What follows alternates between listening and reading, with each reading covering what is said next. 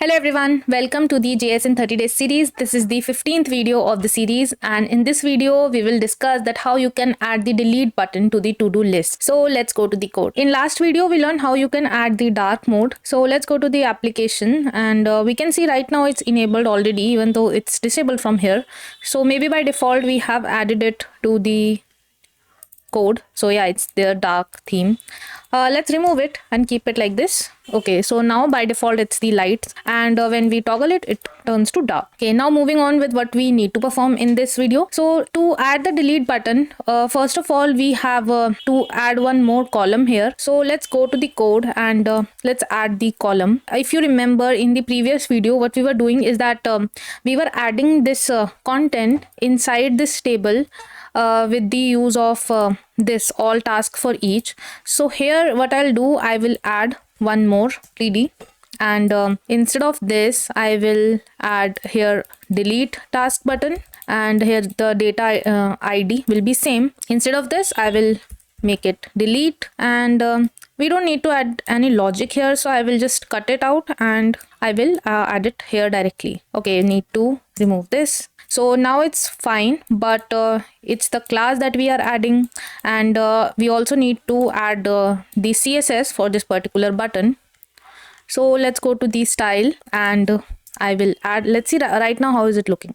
Okay, so this seems fine only, but let's make the color of it as red. Background color we can add, and we can make it red. And if you have VS Code, you also have this thing that you can actually make a little adjustment to the color if you want. So I will just adjust it a bit, and then okay, this looks fine, but the black color is not looking correct. So let's make it the color white, and as we have added it, yeah, this seems fine, but here we don't have this header of it. So let's add the header also. I think, yeah, this is the head, so we need to add the header here, and here I'll add delete, or we can simply write actions also. Yes, actions. And this is the status, this is the action that we can perform. And now does anything happen when we click on delete? No, nothing as of now. So let's go on to changing the logic for deleting it. So if you remember in the event delegation video, I will add that video up below. So in that video we learned how we can add this mark complete.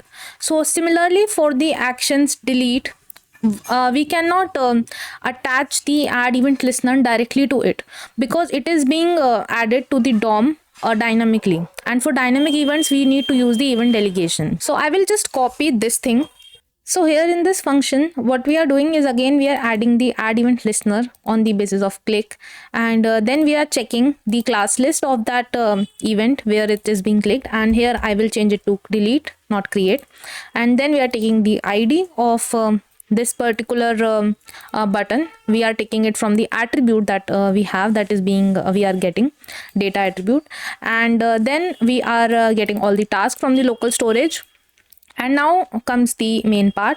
Here earlier what we were doing, we were just finding that one task and we were changing its status, but now we will filter it out. We will use the filter method, and from all the tasks that we are getting, here it will check for each of the tasks, and it will create a new array based on the condition that we will give. So we have the task.id, and the condition is that make a new array, but take the condition that the id of each of the element, check it one by one. So each of the element id should not match with this id. So if it doesn't match, then put it inside this tasks, but if it does match, then just remove it. It doesn't consider that particular task. So this will create an array, and now we don't need this thing, so I'll remove it. And here what we are doing, we are again setting all the tasks to our local storage. Okay, so this seems fine as of now. Let's go and check. Okay, so here if you can see, this particular task doesn't seem right. So if I want to delete it, okay, it's not happening. Let's see, what is there anything in the console? Task table body we are adding. Okay, there is one thing that we are missing.